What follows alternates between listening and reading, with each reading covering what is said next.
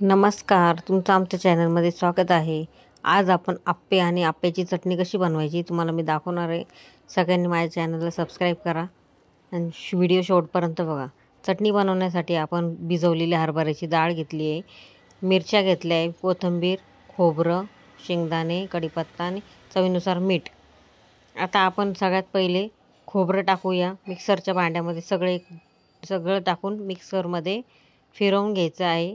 तुम्ही बघू शकता अशा पद्धतीने जर खोबऱ्याची चटणी बनवली तर खूप छान टेस्टी होते आणि टेस्ट पण एकदम छान लागते. तुम्ही जर अशी कधी बनवली असाल तर प्लीज मला कमेंट करून सांगा आणि ही चटणी तुम्हाला कशी वाटते प्लीज अशीच पद्धत तुम्ही जर बनवत असाल तर सांगा. थोडंसं पाणी टाकायचं आणि परत एकदा त्याला फिरवून घ्यायचं आहे. जास्ती पाणी नाही टाकायचं, थोडी घट्टच ठेवायची, ते टेस्ट छान येते. खूप जास्ती पाणी टाकलं तर त्याला पानसट होऊन जाते खूप. अशा पद्धतीने तिची कन्सिस्टन्सी राहू द्या, एकदम छान होते. त्याला आपण एका वाटीमध्ये काढून घ्यायचे आहे. डिशमध्ये काढल्यानंतर आपण त्याला तडका पण देणार आहोत. बघू शकता अशा पद्धतीने आपण आता चटणी पण बनवून घेतली. तडका देण्यासाठी लाल मिरची, जिरे, मोहरी, कढीपत्ता घ्यायची आहे. लाल मिरची घेतली, जिरे, मोहरी, कढीपत्ता बघू शकता आणि तेल पण आपण तापायला ठेवलं आहे छोट्या भांड्यामध्ये. तेल छान कडकडीत तापल्यानंतरच त्यामध्ये टाकायचं आहे.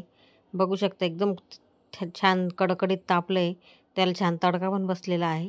तोच तडका आपण आता त्या चटणीवर टाकूया. एकदम छान टेस्टी होते खोबऱ्याची चटणी. प्लीज सगळ्यांनी घरी करून बघा आणि मला सांगा की माझी खोबऱ्याची चटणी तुम्हाला कशी वाटते.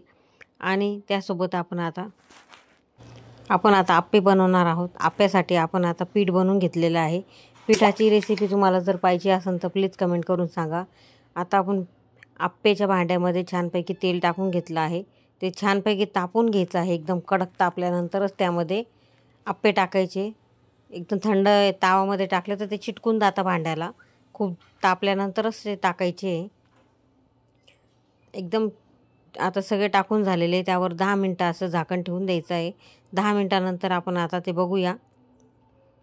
आप्पे एकदम छान झालेले आहे. बघू शकता असे एकदम लगेच निघून येतात. ते छान गरम झालेलं असलं की थंड याच्यात टाकलं तर चिटकून बसतात. बघू शकता अशा पद्धतीने आपण आता आप्पे पण बनवून घेतले आहे. 5-10 मिनटं त्याला परत थोडंसं झाकून ठेवून द्यायचं आहे.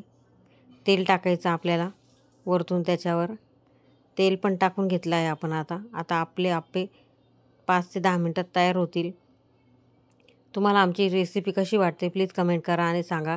आणि नवीन असेल तर आमच्या चॅनलला सबस्क्राईब करा. आमचा हा पहिलाच व्हिडिओ आहे.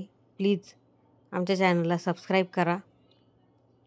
आमचे आप्पे आणि चटणी कशी वाटली प्लीज कमेंट करा आणि सांगा मला.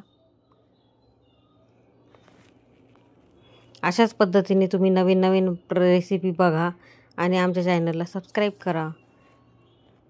तुम्हाला आमची रेसिपी कशी वाटते व्हिडिओ शेवटपर्यंत बघत जा. धन्यवाद तुम्ही आमची रेसिपी पूर्ण बघितल्याबद्दल.